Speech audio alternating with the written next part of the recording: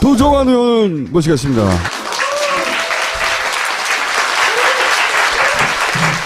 도종환 의원도 굉장히 중요한 한 국면을 이끄셨거든요.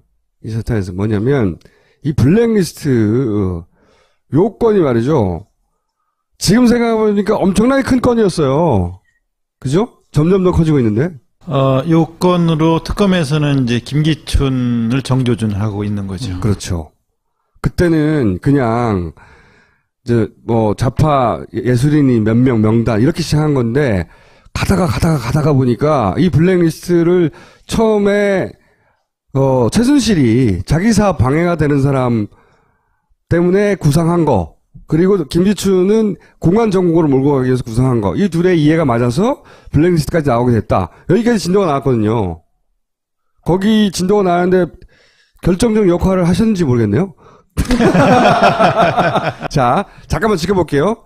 이게 지금 불거지기 시작한 게 홍성남 화백이 세월 5월이라고 하는 그 그림을 그렸는데 거기에 요런 장면이 나와요. 세월호를 담은 거예요. 근데 박근혜 대통령으로 보이는 듯도 하죠? 허수아비. 통찰력이 있는 거죠. 네. 허수아비를 만들었잖아. 그때는 최순실 사태 전이에요. 이게 이제 문제가 됐어요. 크게. 청와대에서 문제 삼은 거예요. 실제로 알고 봤더니. 문제가 돼서 홍성남 화백이 바꾸죠. 닭으로. 대단한 분이야. 그림 위에 다시 덧대요. 그래서 이렇게 만들어요. 얼마나 믿겠어, 이 사람이. 그래서 전민정 수석인 김영환 씨가 남긴 업무 일지, 이 얘기가 많이 등장합니다. 엄청나게. 용어들이 처단, 응징 이런 용어들이 네. 등장하죠. 얼마나 그쪽에서 신경을 썼는지 나오는데, 잠깐 보면, 이제 이게 광주 비엔날레 20주년 전시에 이걸 넣으려고 그랬거든요. 그걸 못 넣어요. 전시할 수 없게 돼요. 없게 되는데, 그때는 몰랐는데, 그 뒤에 박근혜, 김기춘이 있었다는 게 드러난 거예요, 이번에. 잠깐 짚어볼게요. 홍선남 메모가 굉장히 자주 등장합니다. 특히 8월 7일 날은 우병우 팀에게 허수아비 그림, 이게 이제 홍성남 화백이 그린 거예요. 그림을 고발하게 하라. 그리고 실제 8월 8일 고발합니다. 그 외에 계속 홍성담이 등장합니다. 홍성담, 배제 노력, 제재 조치 강구, 사이비 예술과 발 붙이지 못하도록 해야. 실제로 홍성담 화백 집까지 보수단체에서 찾아와서 앞에서 데모하고 네. 난리쳤었어요. 지시 메커니즘에 있는 거죠, 지금. 네? 쭉 돌아가지고 그 보수단체 끝에 가 있는 거예요. 그러니까 김기춘 버튼 누르면 그 끝에 가 있는 거야. 작동하는 사람들이. 그리고 보면 이제 다이빙벨도 등장하고 손석희도 등장합니다. 다이빙벨을 국감장에서 성토하도록 당부해라. 부산영화제에서 나오고 뭐 어쩌고저쩌고 여타 죄책, 이게 무슨 뭘까. 하여튼 다이빙벨하고 홍성담 화백이 계속 등장하고요. 문화예술계의 좌파 각종 책동에 투쟁적으로 대응해야 한다고. 예를 든 게 다이빙벨 파주 김현희 의원. 세월호. 예. 책동에 투쟁적으로 대응해야 된다고 비서실장 김기춘이 말한 겁니다. 그리고 손석희에 관심이 많아요, 이분이. 그리고 이종인 다이빙벨에, 네. 이상호 기자 다이빙벨 그때 세월호 정부가 아직도 끝나지 않았었기 때문에 끊임없이 관심을 가졌고, 그리고 이제 부산영화제에서 상영이 결국 되죠. 그런데 그 다음부터 극장 잡기가 굉장히 어려워져요. 그것도 김기춘 비서실장이 대관료 등 자금 추적하라 지시를 직접 메모들이 나오죠. 그리고 국감 당시 다이빙벨에 대해서 압박을 하고 새누리당 간사였던 시성범 의원에게 성토하라고 당부했고 실제 성토했어요. 보면은 대관료 자금 어음을 추적하래. 그다음 실체를 폭로하래. 이게 폭로할 실체가 없거든요. 폭로할 실체가 없는데 그 사람 머릿속에서는 그런 거지. 상영될 거로 하라니까 수사하라고. 홍성담 다이빙벨 계속 등장합니다. 그 다음에 이제 영화의 좌파인적 네트워크 파악할 필요가 있다. 이제 블랙리스트하고 이어진 얘기 있는 거죠. 그런 얘기 하고, 반면 이런 것도 등장해요. 영화 국제시장, 애국보수. 투자자가 구하기 힘들다. 문제가 있네. 이걸 장악해서 지원해줄 기관이 있어야 돼. 이런 얘기. 그러니까 청와대가 이쪽은 자기들이 모든 수단을 통해서 수사시키거나 조사하거나 추적하고 이쪽은 어떻게든 지원해주고 돈 줘서 하려고 했었어요. 그게 이제 드러난 거고 그것이 구체적인 어떤 정책의 입안의 베이스가 되는 리스트가 바로 블랙리스트인 겁니다. 그걸 이제 지금부터 의원님이 설명해 줄 텐데 의원님이 지금 부드러운 직선이에요, 저게? 밀고 있는 캐치프레이즈가? 제 시집 제목이고 시 제목인데요. 이렇게 쓰고 있습니다. 자, 여기서 맞는 지금 얘기를, 블랙리스트 얘기를 정리해서 말씀드려 볼게요. 2016년 올해 국정감사에서요. 감사를 하기 위해서는 해당 기관의 회의록 이런 것들을 제출을 받아서 그동안 운영을 어떻게 했는지 이런 것들을 이제 살펴보게 되는데요. 처음에 제출한 회의록을 보니까 회의록이 이상해요. 앞뒤가 잘 안 맞아요.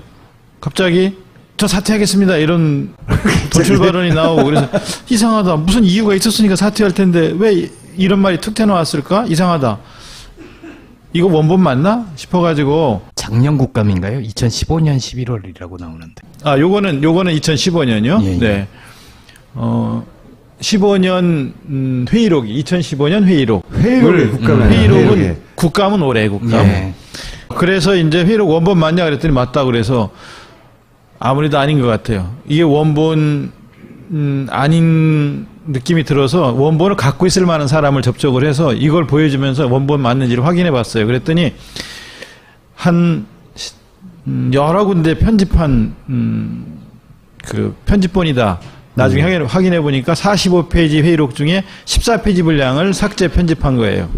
그렇게 해서 보낸 거예요. 보낸 내용 중에 이제 이런 내용이 있어요.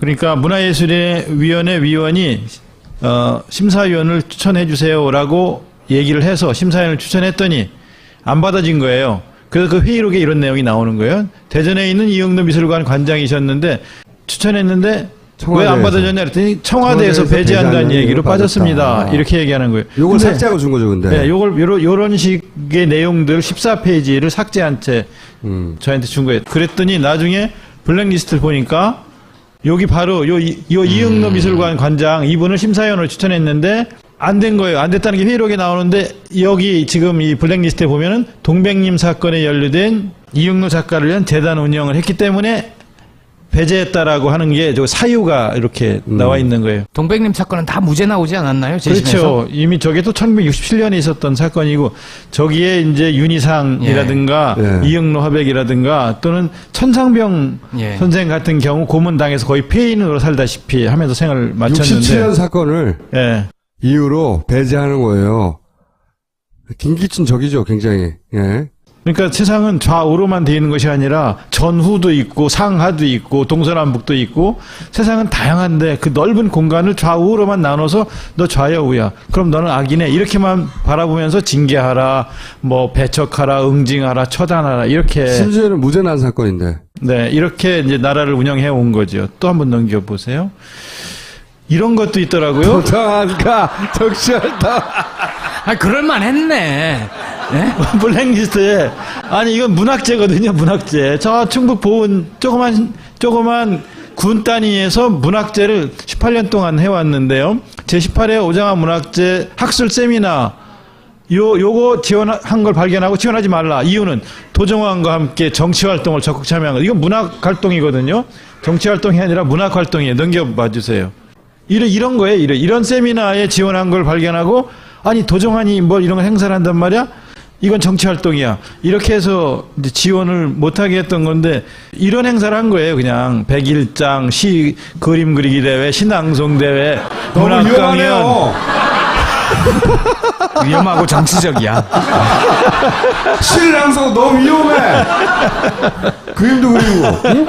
34살의 젊은 나이에 작고한 시인이고 이런 시인들 다 해금되고 그런 시인인데 이런 고향에서 문학재를 하는 건데 백일장도 하고 뭐 이런 거 하는 건데 이거 다 정치적으로 보고 그리고 지원하지 말라고 하고. 김기수 진짜 꼼꼼하고 악마적이에요. 아까 그 녹음 심사위원이 녹음 파일 틀면서 안산 세월호 관련 지원한 사업이 하나 있는데 안 된다. 그 사람이 이 사람이에요. 이 블랙리스트에 보니까 그 심사위원이 위에서 안 된다고 해서 지원 못하고 말았다. 1차에 합격했는데 2차에 탈락시켰는데 그 심사위원이 그 증언을 했는데 블랙리스트 보면 나온단 말이에요. 그 사람이 그린피그라는 극단의 윤한솔이라는 분이에요. 근데 이유는 문재인 지지했다는 거예요. 이게 의원님실에서 초기에 이 문제가 제기됐을 때 제보받은 것 중에 하나예요. 이거부터 제가 들어볼게요. 그 한겨레 특종 아니었나요? 저희가 한겨레 신문에 준 거죠. 아, 그랬습니다. 그랬군요.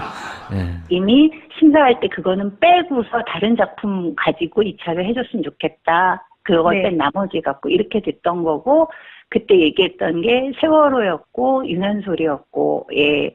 그리고 그래서 안 된다, 곤란하다, 위에서 그렇게 얘기가 나왔었고요. 나왔다고 이야기를 했고, 밥을 먹으러 가서, 예, 몇몇 리스트가 있다라는 이야기를 그냥 조심스럽게 하더라고요. 예. 그래서 그때 알았었어요. 아, 문의위에서 이렇게 몇몇 리스트가 있구나. 그러자 그 얘기를 듣고 겪은 사람들이 막 제보 전화를 해준 거예요. 그 중에 자기가 겪은 얘기를 한 거죠. 심사위원으로서. 네. 심사위원인데 리스트가 있더라. 그 얘기예요. 그 위가 어디겠느냐를 이제 계속 국정감사장에서는 추궁을 했는데 2015년에 국감에서도 그랬고 2016년 국감에서도 여기서 이야기하는 위가 어디냐. 근데 올해 회의록을 보니까 올해 문화예술위원회 회의록에 보니까 청와대라는 말이 나와요. 대학로에서 뭐 여러분 잘 아시는 그런 게릴라 극장, 선돌극장, 산울림 소극장, 연우 소극장 뭐 다 여러분 잘 아시는 임영 씨가 운영하신 대표로 있는 산울림 소극장 같은 이런 우리나라를 대표하는 극단들인데 매년 심사를 하면 점수가 높게 나와서 당연히 늘 지원을 받던 극단들인데 점수가 낮아져가지고 심의에서 제외시키거나 안 주거나 이렇게 하기 위해서 여러 가지 이제 위에서 리스트가 내려오는 거예요. 주지 말라. 이유는 문재인 지지했으니까. 이유도 써있네, 자세히. 네. 네. 저런 극단들, 이윤택, 이명, 우리나라를 대표하는 분들 아닙니까, 연극계. 그런 분들이 문재인을 지지했다는 이유로 배제시키기 위해서, 심사해보면 점수가 높게 나오니까 지원하지 않을 수는 없으니까 어떻게 하냐면, 대학로에 있는 극단은 제외, 이렇게 하는 거예요. 대학로에 있는 극단은 제외. 대학로에 다 있는데, 극단들이. 그러니까, 위에서는 지시는 내려오고, 지시를 공무원들은 이행을 해야 되고, 궁리 끝에 연초에 4월에 심의하지 않고 질질 끌다가 10월경에 지원을 결정하고 그러면 한 해가 다 지나가면 그 지원금 받아서 언제 무대에 작품을 올릴 수 있을지 모르겠는데 그러니까 망가지는 거죠. 연극 지원 사업 자체가 망가지는 것이고 그리고 대학로는 제외 이런 방법을 통해서 이 극단들을 배제시키는 거죠. 어쨌든 위에서 지시는 관철시켜야 되니까. 자, 오늘 또 새로 나온 얘기가 뭡니까? 한강. 소설가 한강도 블랙리스트 들어있는 거예요. 그러니까 적어도 우리나라가 지금 이제 가장 자랑스러워하는 그런 맨부커상 같은 것을 받은 작가도 그 작가의 작품 소년이 온다가 근데 왜 선정된 거죠? 왜 이렇게 블랙리스트에 올라가 있는 거죠? 소년이 온다라는 작품은 채식주의자보다도 작품성이 더 뛰어나죠. 근데 5.18을 다룬 거죠. 네. 그러니까 그런 것들을 지원해서 다뤘다고? 이제 배제시키는 거죠. 배제시키고 블랙리스트에 올리다 보니까 한강뿐만 아니라 고은, 그 다음에 안도현, 정호승, 그러니까 그 다음에 연극인 같으면 아까 여기 나왔던 분들 중에 안 나온 분 중에 손숙. 그러니까 이런 분들을 다 블랙리스트에 포함시키면 제가 오늘도 상임위 전체회에서 조윤선 장관한테 그런 얘기를 했어요. 이런 분들 다 빼놓으면 누구하고 문화예술 할 거냐. 이런 분들 다 블랙리스트의 명단에 집어넣어가지고서 다 배제시키고. 본인은 인정 안 하잖아요. 블랙리스트 작성 안 했다고. 본인은 안 했다고 하는데 유진용 장관은 퇴임 전에 봤다. 네. 그리고 김종덕 장관은 보여주면 짜증내고 이런 거 보여주지 말라고 했다고 하고 권영민 전 문화예술위원회 위원장은 유진용 장관 때는 블랙리스트가 내려오면 막았는데 김종덕 장관 때는 그냥 내려보냈다. 그 증언을 하고 있는데 조윤선 장관은 못 봤다고 하고 있는 거지. 이거 어떻게 하면 좋지? 그런데 이미 이 블랙리스트 관련해서는 문건 전체가 특검에 지금 가 있습니다. 조윤선 장관이 빠져나올 수 있을 거라고 보십니까? 못 빠져나오죠. 지금 공개적인 자리, 국회 상임위 전체회의라든가 공개적인 자리에서는 본 적도 없고 지시한 적도 없다라고 했던 사람들이 네. 검찰에 불려가거나 특검에 가서는 결국은 다 사실대로 인정하고 구속돼 있거나 뭐 지금 김종 차관도 그랬고 지금 체포되거나. 네. 밖에서만 부인했지 실제로 증거 앞에서는 부인을 할 수 없는 일들이기 때문에 그 실력 있는 검사들은 정말 잘 몰아가거든요. 그리고 또 실제로 증거가 가 있단 말입니다. 블랙리스트 관련된 거는 파기하라고 다 지시를 했는데 파기하라고 지시를 한 것 자체가 증거인멸이지 않습니까? 그러니까 직권남용에다가 직권남용 권리행사 방해죄에다가 증거인멸죄까지 더 포함되는 거예요. 그래서 지금 이미 가 있는 증거 앞에서는 더 이상 여기서 바깥에서처럼 부인을 할 수 없는 상황이 될 거고요. 그 책임을 져야 하는 상황이 될 거고, 그리고 이걸 통해서 이제 특검에서는 아마 김기춘을 정조준해서 뭐 법적 조치를 취하고자 하는 생각을 하고 있는 거. 손혜원 의원은 최순실을 네. 만나고 왔고 그걸 메모로 저희한테 좀 전에 전달해 줬어요. 어떤 내용 갔는지, 네. 그리고 어떤 비상식적인 일이 그쪽 구치소장을 통해서 있었는지. 의원님도 하셨잖아요. 저희는 정호성 안종범을 구치소 청문을 했는데요. 거기서 겪은 비상식적인 구치소장의 조치나 이런 건 없었어요? 근데 저희는 가서 구치소 수감 그 방까지 들어가겠다고 하니까 자기들이 나오겠다. 나와서 일정한 회의장에서 그 이야기를 하겠다 그래서 3시간 넘게 그 많은 것들을 확인할 수 있었고요. 거긴 사진도 찍고 스케치도 했잖아요. 그렇죠? 저희는 사진도 찍었고요. 앞에서 찍기도 하고 뒤에서 찍어도 되냐, 앞에서 찍어도 되냐 다 물어보고 찍으라고 이야기할 정도의 분위기 속에서 많은 것들을 조사할 수 있었습니다. 거기서 오늘 여기서 밝힐 수 있을 만한 새로 알게 된 사실 몇 가지 알려주세요. 많은 문건들이 최순실에게 갔는데 예. 최순실에게 간 게 맞느냐? 맞다. 누가 전달했느냐? 그러니까 인편으로 전달했다. 그러면 인사자료를 포함한 각종 많은 문건들이 직접 간 거 맞냐? 맞다. 인사자료도 진짜 갔냐? 갔다. 그 다음에 거기서 뭐 어떤 연설 자료 같은 경우에는 밑줄을 그으면서 읽고 이렇게 하고 거기다 표시도 하고 고치기도 하고 한 것들 나중에 받아갖고 올 때 그때 누가 갖고 왔냐? 그것도 인편으로 왔다. 인편으로 갖고 인편으로 왔다. 그 다음에 2013년, 14년은 있고 2016년도 몇 건이 있는데 2015년은 비어있더라. 2015년에도 문건을 갖다 주고 갖고 오고 한 적이 있냐? 있다. 그러니까 우리가 지금까지 확인한 주요 공문서, 인사자료, 그러니까 국정원 기조실장, 2차장, 뭐 무슨 장차관, 뭐 이런 그 인사 발령 내기 전에 최순실한테 미리 이거가 가는 거죠. 가서 어떤 의사를 받아가지고 와서 이제 대통령한테 전달이 되는데 이걸 최순실이 달라고 그랬냐 아니면 대통령이 갖다 주라고 그랬냐 그랬더니 정호성의 대답은 대통령이 갖다 주고 자문을 구해오라고 했다. 이렇게. 안종범을 모른다고 최순실은 부인했어요. 말도 안 되는데. 근데 안종범은 최순실을 안다고 하던가요?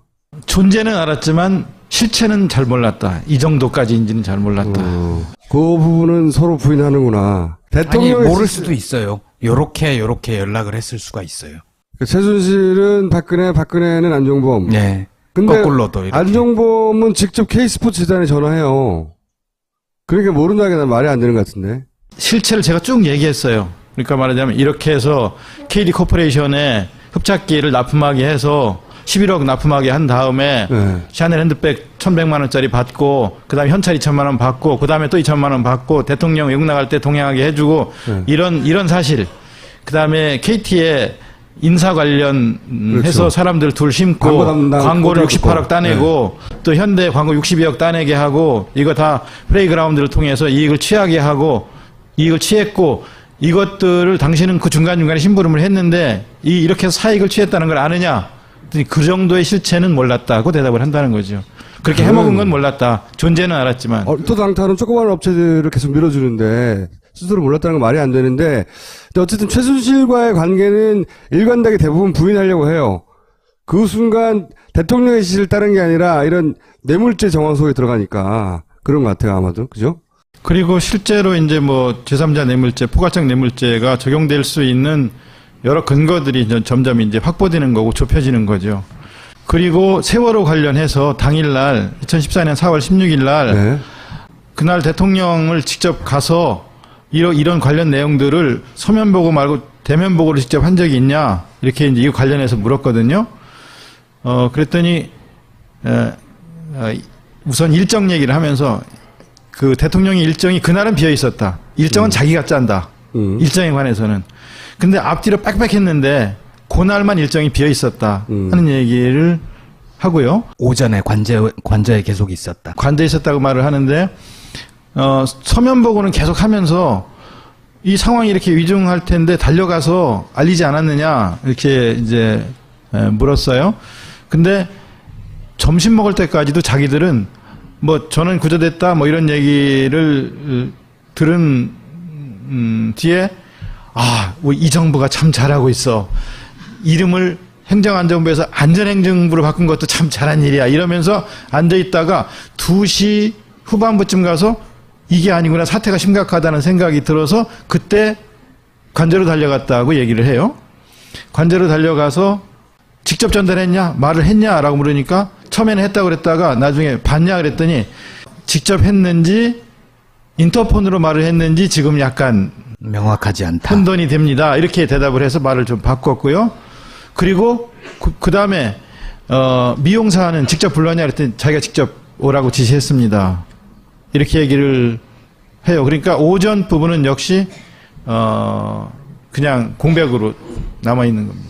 2시 후반부에 상황 유중해서 불렀다는 것도 말이 안 되는 게요. 청와대는 해경으로부터 직접 보고받았기 때문에 10시 반인가에 이미 알았어요. 그렇죠. 그게 오보였다는 네. 것도 이미 다 알고 알았죠. 있었어요. 근데 이 대답도 사실은 그날에 한해서는 짜여진 대답인 거죠. 몰랐고, 왜냐면 청와대 이것이 팩트입니다라고 공식적으로 해명했던 거 있잖아요. 자기들이. 거기에 기준한 답변이거든요, 여전히. 거기에 기준한 답변을 하면서 10시에서 10시 30분 사이에 여러 가지 조치를 취한 바 있어서 대통령은 왜 더 잘하지 못했냐라고 하는 거에 대해서 할 말이 없지만 잘못한 게 없다는 쪽의 답변을 하는 걸 그러니까요. 보면서 그렇게 지시한 것이 통신기록에, 해경과 청와대 통신기록에 나오지 않는다. 네. 그렇죠. 통신기록이 있으면 근거를 대봐라. 그리고 샅샅이 뒤져서 낙오자가 없도록, 선실을 샅샅이 뒤져서 낙오자가 없도록 해라라고 특공대를 했다는 건데, 투입하라는 특공대 투입.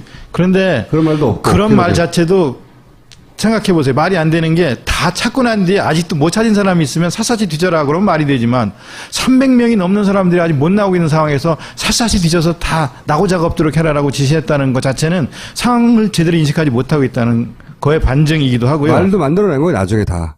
그런 기록이 없어요. 우리가 이때까지는 그런 줄 알았잖아요. 김장수 실장도 네. 유리창을 깨서라도 구해라고 했다고 말을 한데 그게 어디 기록에 나오느냐. 팩트에도 없는데 그랬더니 제가 잘못 기억한 것 같습니다. 이렇게 말을 2년째 바꾸고. 그 주장을 해서 2년 반 가까이, 3년 가까이 그 주장을 하다가 이제 까보지 어딨냐고 하니까 그 말이 없는 거예요, 기록이. 다 거짓말하고 있었던 거예요, 이때까지. 모조리. 무슨 말을 했다, 무슨 조치를 했다, 뭐 깨라고 했다. 다 개뻥이야. 실제로 조치한 것은 우병우가 전화를 걸어서 뭐 예를 들면 압수수색, 해경과 청와대 통신기록 같은 걸 압수수색을 광주지검에서 하려고 할 때 못하게 그렇죠. 했다든가 영장 다시 끊으라고 했다든가 왜냐면 기소를 못하게 한 거나 이런 짓을 한 거죠, 청와대는. 왜냐면 그 해경 교신 기록을 보면 그런 대화가 없었다는 걸 알거든요. 해경 교신 기록에는 주로 빨리 보고해라. 숫자가 왜 틀리냐. 영상 좀 갖고 와봐라. 대통령께 보고해야 된다. 이 보고하기 위한 전화통화만 계속하지 몇 명을 아직도 못 구했느냐. 구하기 위해서 뭘 하고 있느냐. 없어, 그런 게. 더 구해라. 더 적극적인 조치를 취해야지. 지금 어떻게 하고 있는 거냐. 이런 거가 없는 거죠. 창문 깨라니 특공대 그런 거 없다니까. 개뻥을 쳤다니까. 그런데 정호성한테 그 얘기를 물어봤어요. 나중에 출소하고 난 뒤에 다시 대통령 모실 생각이 있냐 그랬더니 제 운명이라고 생각하고 모시겠습니다 이러더라고요. 그 사람이 가진 캐릭터일 수는 있죠. 근데 이제 모시기는 힘들 거예요. 밖에 없어가지고. 이 최순실 사건이 대부분 그런 것 같아요. 조그만 건 줄 알고 캐다 보니까 막 큰 게 막 나오고, 이 블랙리스트도 블랙리스트로만 의미 있는 줄 알았더니 캐다 보니까 이걸로 김기춘을 잡을 수도 있네? 까지 간 거예요. 그죠?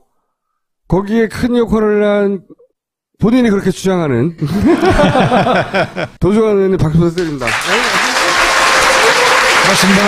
네. 자, PPL.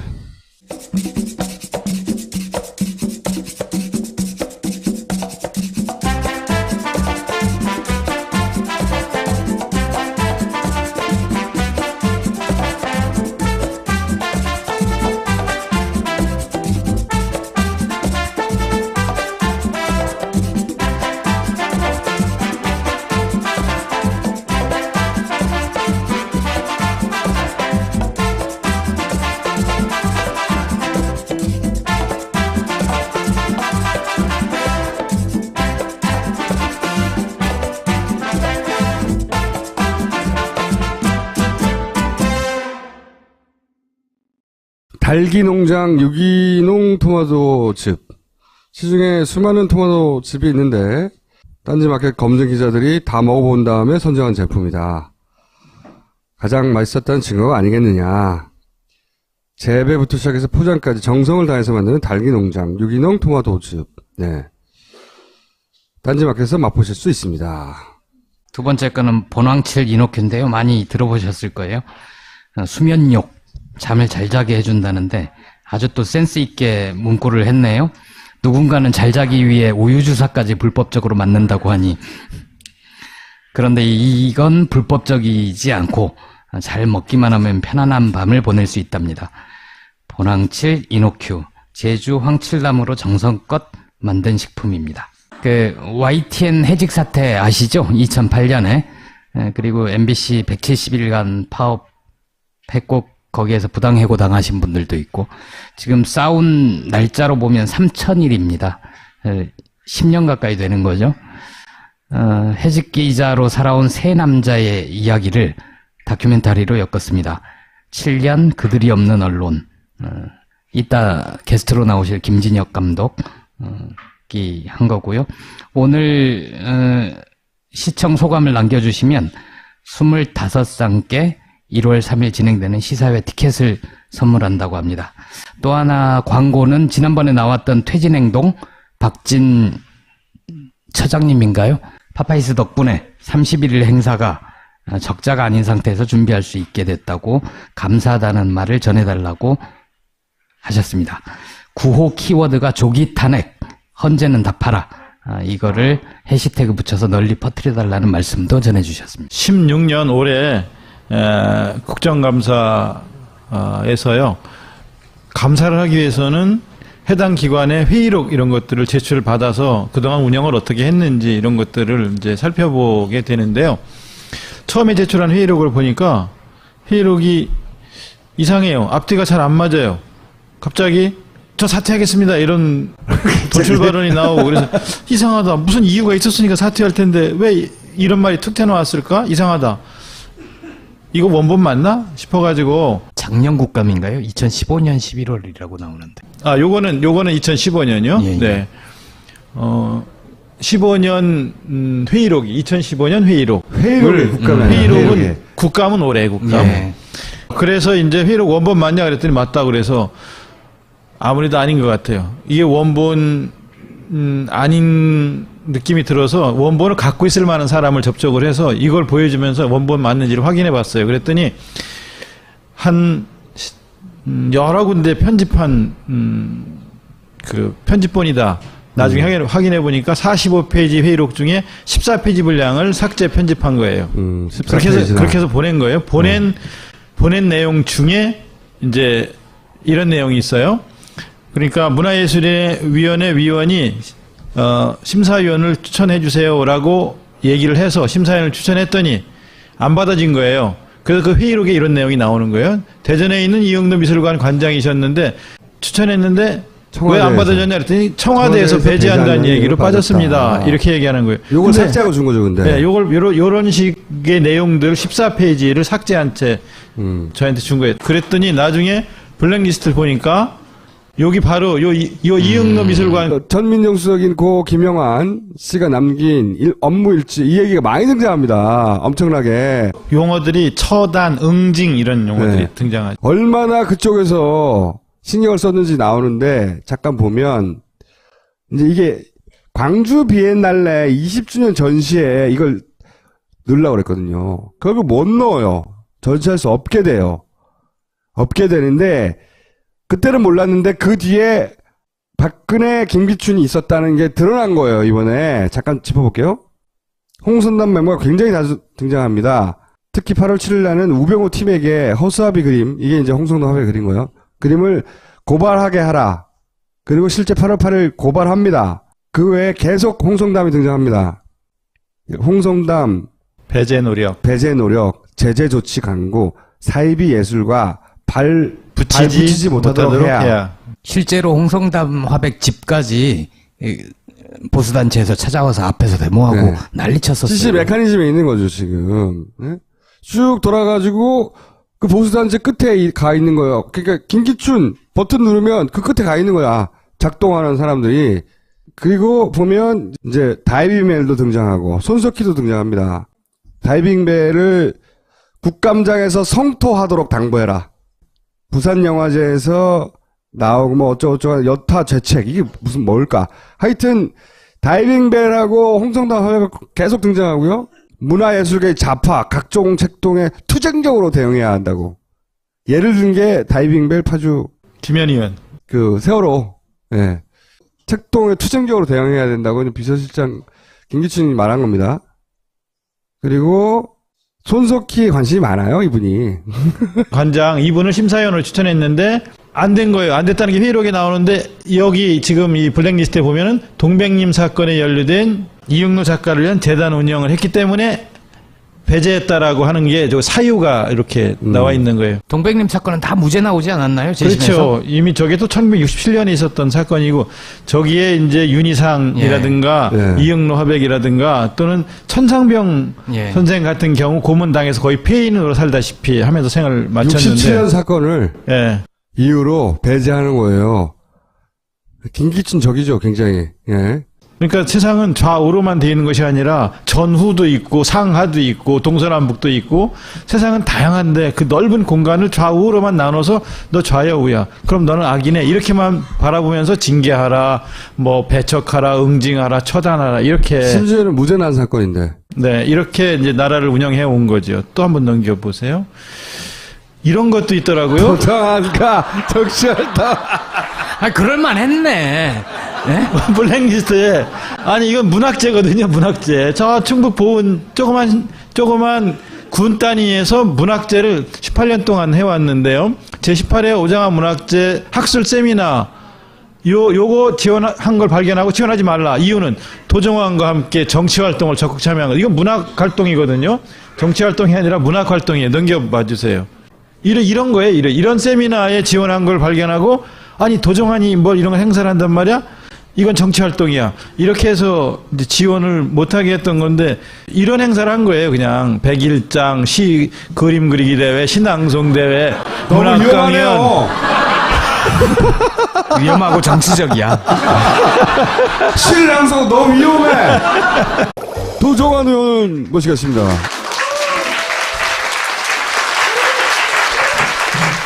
도정환 의원도 굉장히 중요한 한 국면을 이끄셨거든요. 이 사태에서 뭐냐면 이 블랙리스트 요건이 말이죠. 지금 생각해보니까 엄청나게 큰 건이었어요. 그죠? 점점 더 커지고 있는데. 요건으로 특검에서는 이제 김기춘을 정조준하고 있는 거죠. 그렇죠. 그때는 그냥 이제 뭐 좌파 예술인이 몇 명 명단 이렇게 시작한 건데 가다가 보니까 이 블랙리스트를 처음에 최순실이 자기 사업 방해가 되는 사람 때문에 구상한 거, 그리고 김기춘은 공안 정보를 몰고 가기 위해서 구상한 거, 이 둘의 이해가 맞아서 블랙리스트까지 나오게 됐다. 여기까지 진도가 나왔거든요. 거기 진도가 나는데 결정적 역할을 하셨는지 모르겠네요. 자, 잠깐만 지켜볼게요. 이게 지금 불거지기 시작한 게 홍성남 화백이 세월 5월이라고 하는 그 그림을 그렸는데 거기에 요런 장면이 나와요. 세월호를 담은 거예요. 근데 박근혜 대통령으로 보이는 듯도 하죠? 허수아비. 통찰력이 있는 거죠. 네. 허수아비를 만들었잖아. 그때는 최순실 사태 전이에요. 이게 이제 문제가 됐어요. 크게. 청와대에서 문제 삼은 거예요. 실제로 알고 봤더니. 문제가 돼서 홍성남 화백이 바꾸죠. 닭으로. 대단한 분이야. 그림 위에 다시 덧대요. 그래서 이렇게 만들어요. 얼마나 믿겠어, 이 사람이. 그래서, 그리고 이종인 다이빙벨에, 네. 이상호 기자 다이빙벨, 그때 세월호 정국이 아직도 끝나지 않았었기 때문에 끊임없이 관심을 가졌고, 그리고 이제 부산영화제에서 상영이 결국 되죠. 그런데 그다음부터 영화관 극장 잡기가 굉장히 어려워져요. 그것도 김기춘 비서실장이 대관료 등 자금 추적하라 지시를 직접 내려 메모들이 나오죠. 그리고 국감 당시 다이빙벨에 대해서 압박을 하고 새누리당 간사팀 시성범 의원에게 성토하라고 당부했고 실제 성토했어요. 보면은 대관료 자금 어음을 추적하래. 그다음 실체를 폭로하래. 이게 폭로할 실체가 없거든요. 폭로할 실체가 없는데 그 사람 머릿속에서는 그런 거지. 상영될 거로 하니까 수사하라고. 홍성남 다이빙벨 계속 등장합니다. 그 다음에 이제 영화의 자파인적 네트워크 파악할 필요가 있다. 이제 블랙리스트하고 이어진 얘기 있는 거죠. 그런 얘기 하고. 반면 이런 것도 등장해요. 영화 국제시장, 애국보수. 투자자가 구하기 힘들다. 문제가 있네. 이걸 장악해서 지원해줄 기관이 있어야 돼. 이런 얘기. 그러니까 청와대가 이쪽은 자기들이 모든 수단을 통해서 수사시키거나 조사하거나 추적하고 이쪽은 어떻게든 지원해주고 돈 줘서 하려고 했었어요. 그게 이제 드러난 거고 그것이 구체적인 어떤 정책의 입안의 베이스가 되는 리스트가 바로 블랙리스트인 겁니다. 그걸 이제 지금부터 의원님이 설명해 줄 텐데 의원님이 지금 부드러운 직선이에요, 저게? 밀고 있는 캐치프레이즈가? 제 시집 제목이고 시 제목인데요. 이렇게 쓰고 있습니다. 자, 여기서 맞는 지금 얘기를 블랙리스트 얘기를 정리해서 말씀드려 볼게요.